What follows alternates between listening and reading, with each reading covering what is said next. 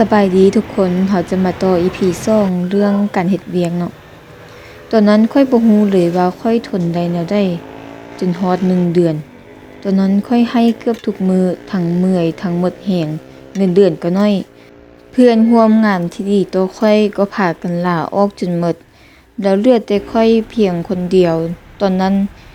แรงโคตรท้อเลยหัวหน้าก็บ่มีน้ำใจเฮ็ดคือเฮาบ่แม่นคนพอเฮาว่างบ่มีแค่เข้าร้านแทนที่เฮาจะได้พักผ่อนกลับใช้ให้เฮานวดขิงให้ดื้อบ่กับปูเครื่องล้างถ้วยบ่เคยได้พักเลยตอนนั้นค่อยจอยหลายแต่มันก็เฮ็ดให้ค่อยรู้จักชีวิตรู้จักค่าของเงินและรู้ว่าการที่ค่อยจะมาฮอดมื้อนี้ได้ค่อยต้องผ่านหยังมาหลายปานใด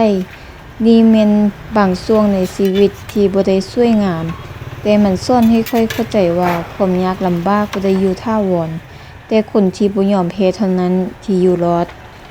ก่อนจะจบเรื่องนี้ค่อยอยากเว้าอย่างน้อยหนึ่งให้คนที่กำลังฟังถ้ามื้อนี้เจ้ากำลังอยู่ในจุดที่เมื่อยจุดที่ถูกกดขี่จุดที่รู้สึกว่าชีวิตบ่ยุติธรรมจงจื้อจำไว้ว่าเจ้าบ่ได้อยู่คนเดียวทุกคนมีบาดแผลเป็นของตนเองทุกคนผ่านวันที่หนักๆมาแล้วและทุกคนก็สามารถลุกขึ้นอีกครั้งได้ชีวิตบ่ได้สวยงามทุกมื้อแต่ในทุกมื้อมันมีหยังสักอย่างที่กำลังสร้างเจ้าให้แข็งแกร่งขึ้นถ้าค่อยผ่านวันที่มืดมัวนั้นมาได้เจ้าก็ผ่านของเจ้าได้คือกัน